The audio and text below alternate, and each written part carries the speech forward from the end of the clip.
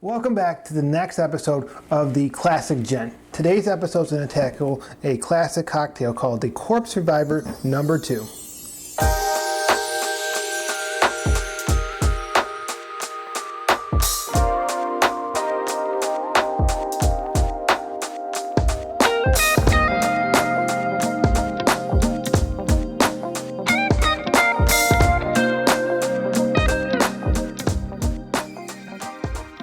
Welcome back to the Classic Gent, episode number 3. We are going to make a cocktail called the Corpse Reviver No.2. It comes from a line of cocktails that were meant to be hangover cures, right? But before that, I wanted to provide you with information as to where we get our cocktails and why we are using those. I wanted to get the earliest iteration of what classic cocktails would be like. And yes, there's a lot that go farther back than the ones that we're going to be examining, but we come from a book called Savoy's Book of Cocktails. And I think that would be nice to be able to touch on who wrote it and why they wrote it and how they were given so much credit for it. So Savoy's Book of Cocktails was actually written by Harry Craddock. He was born in England in 1876. He ended up immigrating to the United States, lived here for a while, became a classically trained bartender here in the United States. He worked in Cleveland. He also worked in New York at the Knickerbocker Hotel. And he learned how to craft these cocktails early on, but Prohibition hit in 1920. So he left with his family. I believe it was his wife and daughter at the time. They ended up back in a hotel in London called Savoy. There's a bar there called the American Bar. That's where we get our ideas from for the Classic Gent. So today is going to be the Corpse Reviver No.2. So the Corpse Reviver No.1 was 2 parts cognac, 1 part Calvados or apple brandy, and 1 part vermouth. Calvados should be reminiscent of apples and pears. The longer it's aged, the more it's going to be you're going to taste the aging. The fresher it is, the more you're going to taste like apples and the pears. So the Corpse Reviver, it's commonly enjoyed as a cure for hangover, right? So one of the funny things in the Savoy book is it says that drink it before 11 to add energy and steam, right? So the Corpse Reviver No.2, I like this one and I enjoy it a little bit better. It's a little bit more complicated, a little bit more, the flavor is just a little bit more complex. So it actually has gin, lemon juice, Lillet Blanc, and it has absinthe rinse in the glass. With Savoy's book, he has some humor to it. He says, if you take them early on, before 11 a.m., it's going to be adding the steam and energy to your day. But it says if you take 4 in quick succession, you will not be able to be revived again. So let's start out with making the drink. We start out with a shaker full of ice, as usual. Okay, we'll take our top off, and we have our measurement. I'd like to illustrate that this actually has measurements in it, and that's why I use it so often. So when you see me use it, it's because of the fact that there's actually gradations inside of the cup. So we are going to start out with fresh squeezed lemon juice that are already strained, okay? We'll pop that in there. We are going to bring back one of my favorite drinks. Again, I like to use stuff over and over again to its end to help you out. If you're going to buy this, you don't want to keep it around. With that in mind, I want to remind you, this is a fortified wine, okay? So what that means is that it goes bad. So you want to keep this in your refrigerator if you're not going to use it right away. And it still won't last months and months and months. It's like vermouth. If you use vermouth and you have it in your bar, it shouldn't be there. It should be in your refrigerator. Otherwise, it's going to start to get into that vinegar phase, okay? So remember, keep this fresh, keep it in the refrigerator.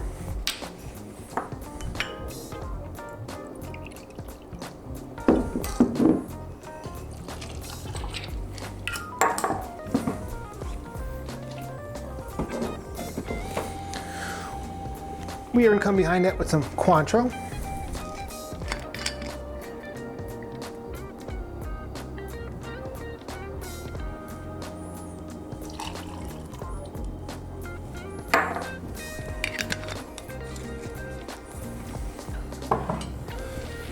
And last but not least, our 50 pounds gin.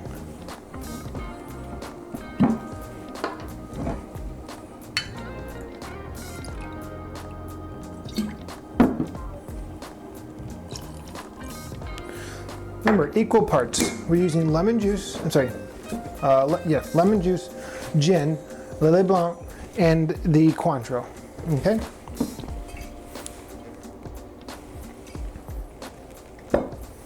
We're gonna pop the top back on one more time. Okay, so the next thing we need here is our glass, right? And there it is, okay? Now, with our glass, as it is, it's fine to go. But there's one key ingredient that we did show you, which is the absinthe. So the absinthe has a very small but integral part of this, okay? So we're using this little bottle of absinthe. I don't use absinthe much, it's fine. I've drank absinthe in the past. I've actually brought it back with me from my travels. But this one I ended up buying at, I think, the local Benny's. You know, it's probably about 20 bucks.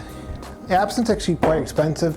It's pretty, you know, it's a very specific and acquired taste. And I haven't acquired it quite much to really want to deal with it. But here's the integral part of making this drink pop.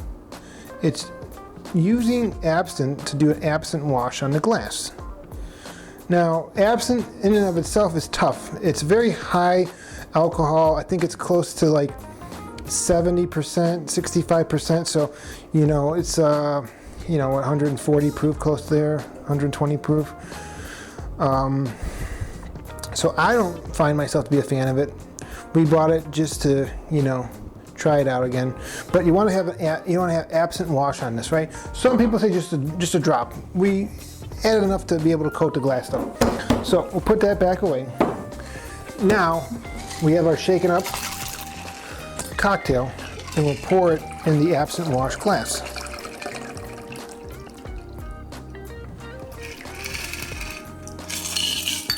And we'll finish off our cocktail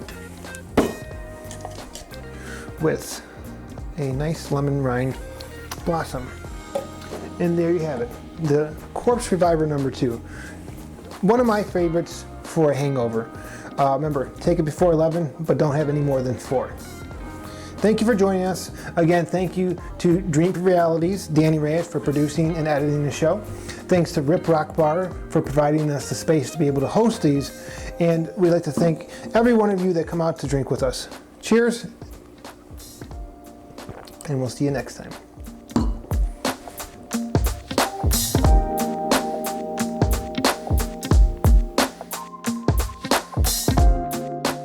So I wanted the absinthe. I knew what I was going to do with it. I knew I wanted it for cocktails.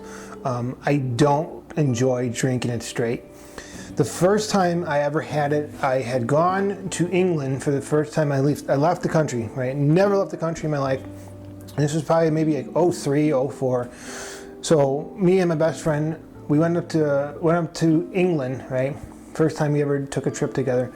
And we met a sister who lived there in Croydon, England, right? So if you're from Croydon, great place. I have no complaints, everything was nice. So we ended up going to London, looked around, and we bunny hopped to Amsterdam, and then we came back to Croydon. We spent our days there. Everything was great. You know, Amsterdam was wonderful. I did not drink absinthe in Amsterdam. I did enough partying there, it was already fine. But on the way back, we were going through duty free, and I found Czechoslovakian absinthe. And at the time, I thought it had gold because it said it had wormwood in it. And I was like, oh my God, we're gonna trip, right? We're gonna have a ball of a time. So bring it back here, and my friend at the time, Miguel, comes over, and he wanted to hear a story. So we came over here, and we were supposed to go to a little get together at the dorm rooms that are only like 4 blocks away from the house, maybe 5. So he went to college, it's close by me. We met up with some friends. Before we left, we ended up drinking absinthe, and we were doing it like double shots at a time. We were trying to do the whole spoon and fire and everything, but we ended up just downing like, 3 double shots of absinthe. We go out there, we're having a good time. We're drinking, I think, Caribou's, which is 151 rum, Malibu rum, and pineapple juice. So it got out of hand pretty quickly. Long story short, I woke up covered in glow sticks, because apparently Miguel was throwing them at me. I didn't realize where I was at. I thought I was in Amsterdam still. I walked out of the dorms, not knowing where I was at, thinking I was in a different country. I had to go to the stop signs. Right about the time I got to the corner, I seen the street signs, and my mom called. She said, where are you at? And I'm like, I don't know. And she busts out laughing. And I'm like, Ma, don't laugh at me. I really don't know. She's like, are you close by? And I told her the street sign. She's like, you're 4 blocks away. Get your ass over here. So I walked home from there. But it was fun. But yeah, that was my first, interaction with absinthe. And I'll tell you this, the wormwood is not the issue. It's the high alcohol content, okay? Because you got 151 rum and 140, 130 proof absinthe. So that was the telltale sign. But yeah, that's my bar story.